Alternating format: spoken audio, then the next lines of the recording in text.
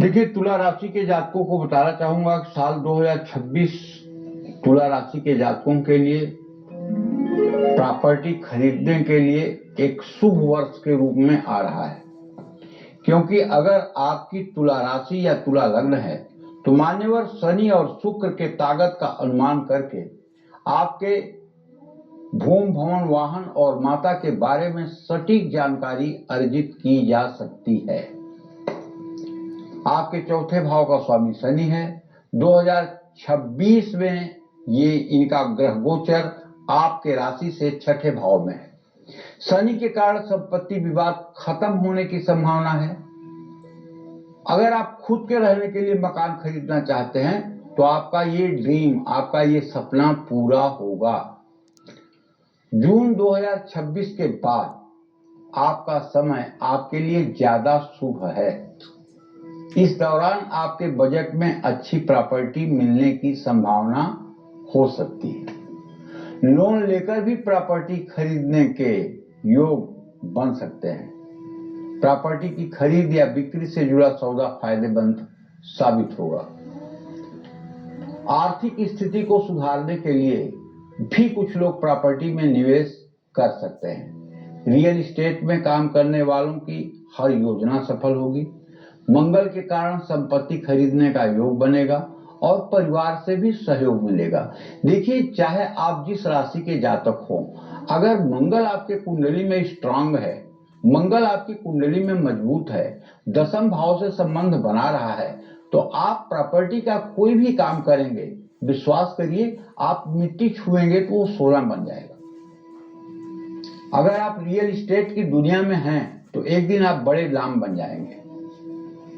इसी तरह से संपत्ति से जुड़ा अगर कोई कानूनी मामला भी आपका फंसा हुआ है तो फैसला आपके पक्ष में आएगा श्रीमान, पक्का बात मान लीजिए।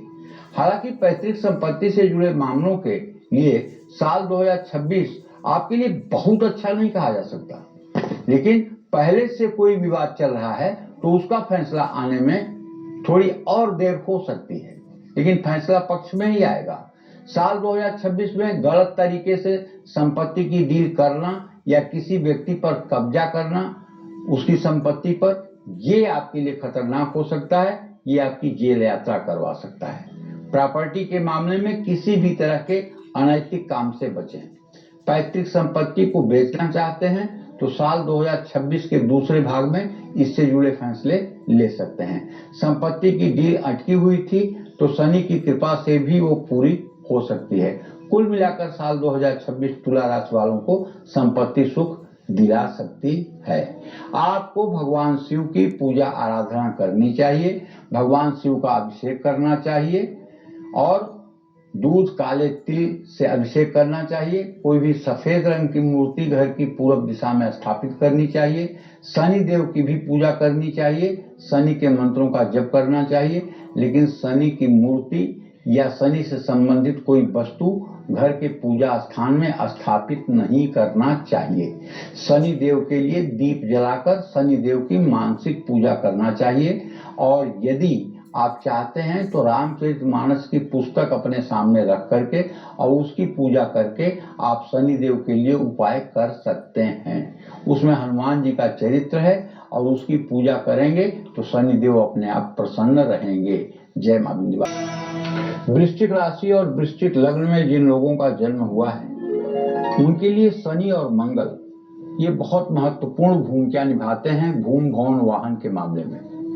हमने देखा है कि जिन लोगों की जन्म कुंडली में चतुर्थ भाव में शनि या राहु होता है उनका जन्म जो है जर्जर मकान में हुआ होता है, मिट्टी के मकान में हुआ होता है।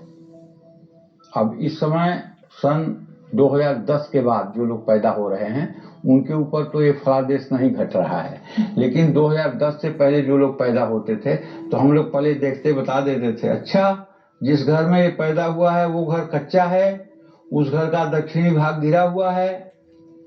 उस समय जब पैदा हुआ है तो इतनी महिलाएं थी इसके माता के पास, घर में दिया इस दिशा में रखा हुआ है। पहले हम लोग अपनी पंडिताई चमकाने के लिए ये सब बात जरूर बताते थे और बड़ा लोग इससे आकर्षित होते। हाँ महाराज जी, 3 औरतें थी साथ में। हाँ, पश्चिम तरफ दिया जल रहा था, दिए में आधा तेल था। हाँ महाराज जी, आधा तेल था। अब ये सब बात ज्योतिष की बात है, कोई गपाष्टक नहीं है।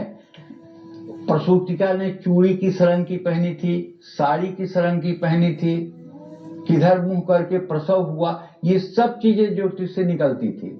लेकिन ना अब इसको कोई पूछना चाहता है, ना कोई पढ़ना चाहता है, ना कोई बताना चाहता है। जैसे मेघे च सिंहे द्विभारा बिखे कन्ने चत्वारि च अन्य राशिनाम त्रिभार्या भड्डारम इत कथ्यते। भड्डार की बात है। भड्डारक भी एक मतलब कि ज्योतिष में मतलब कि ज्योतिष के प्रणेता हुए। तो कहने का मतलब यह है कि पहले के जमाने में इस तरह की बातें होती थी, और पहले की कुंडलियों को देखने के बाद ये कहा जाता था, अच्छा इसकी 9 साल में शादी हो जाएगी, 11वें साल में शादी हो जाएगी, 12वें साल में शादी हो जाएगी।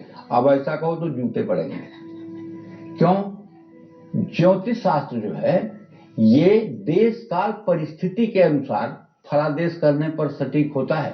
हिंदुस्तान में शनि लग्न में है, कोई पैदा हुआ तो सांवला होगा, लेकिन अगर ब्रिटेन में कोई पैदा हुआ लग्न में शनि होगा तो क्या वो काला होगा?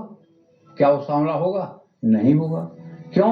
देश काल परिस्थिति। बंगाल में कोई पैदा होगा, लग्न में मंगल रहेगा, 5 फुटिया होगा, और वही हरियाणा में पैदा होगा और वो वृश्चिक लग्न होगी तो वो 5 फुट 8 इंच का होगा।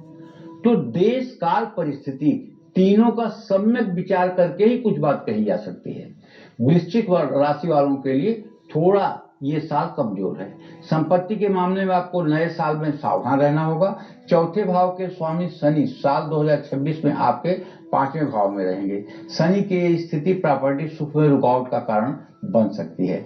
चौथे भाव में राहु केतु के होने से संपत्ति से जुड़ा विवाद होने की संभावना बढ़ जाती है। संपत्ति के कागजातों में भी गलती होने के योग बन सकते हैं। संपत्ति के कागज खोने या चोरी होने की भी संभावना है। 2026 में षड्यंत्र करने वालों से आपको विशेष सावधान रहना होगा। 2026 में गुरु ग्रह आपको कुछ राहत की सांस दे सकते हैं। गुरु ग्रह के कारण आपको कोई बड़ा नुकसान नहीं होगा। पैतृक संपत्ति के मामले में भी लाभ मिलना मुश्किल है। पहले से कोई विवाद चल रहा है तो मामला और बिगड़ सकता है। साल 2026 में प्रॉपर्टी से जुड़े किसी भी फैसले में जल्दबाजी न करें, सही समय का इंतजार करना ही बेहतर होगा। आपका कोई विरोधी है तो उसको भी प्रॉपर्टी के मामले में हल्के में ना लें। प्रॉपर्टी बेचने के लिए भी साल 2026 आपके लिए ठीक नहीं है। कुछ ग्रहों के सकारात्मक प्रभाव के कारण प्रॉपर्टी में निवेश लाभदायक हो सकता है। आपको कोई पुरानी संपत्ति भी मिल सकती है। कुल मिलाकर 2026 में आपको संपत्ति के मामले में बहुत ही सजग, सतर्क और सावधान रहना होगा। वृश्चिक राशि के जातकों को बताना चाहूंगा कि 2026 में संपत्ति का सुख पाने के लिए गंगा जल में कमल के बीज डालकर शिवलिंग का अभिषेक करना चाहिए। माँ लक्ष्मी की उपासना करनी चाहिए। कमल गट्टे की माला से ओम श्रीम श्रीय नमः इस मंत्र का रोज 10 माला सुबह शाम जप करना चाहिए। इससे आपकी मनोकामना पूरी होगी। जय माता दी।